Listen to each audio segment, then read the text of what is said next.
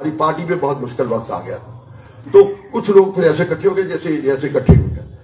تو میں نے انہیں کہا، میں وہ ساری تفصیل میں نہیں جانا چاہتا، میں نے کہا جی اللہ تعالیٰ نے فرشتوں کو حکم دیا کہ یہاں جتنے لوگ اکٹھے ہیں، وہ سب نواز شریف کے ساتھ میٹنگ تھی لاہور میں، جب وہ نواز شریف صاحب بڑے مشکل میں تھے. تو میں نے کہا جی اللہ تعالیٰ نے فرشتوں کو کہا ہے کہ جو یہاں پر یہ بیٹھے ہیں ان سب کے نام لکھ دو، یہ بغیر حساب کے جنت میں جائیں گے.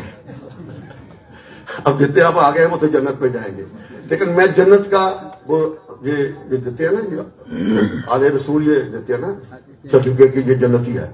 تو میں آپ کو سرٹیفکیٹ دیتا ہوں کہ جو یہاں آ گئے ہیں وہ تو جائیں گے ہی، جو لاہور جائیں گے کس مارچ کو وہ بھی انشاءاللہ سیدھے جنت میں جائیں گے.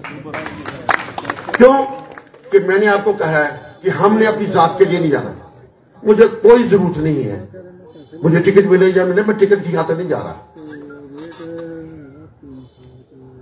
میں ملکوں کو کی خاطر جا رہا ہوں. ملک تباہی کے کنارے پر پہنچ گیا. پوری دیانتداری سے سمجھتا ہوں کہ اس وقت اس ملک میں مسلم لیگ کی قیادت سے بہتر قیادت نہیں ہے. میں خوش آمدید نہیں کہوں یہ فرشتے ہیں، یہ فلاں ہے.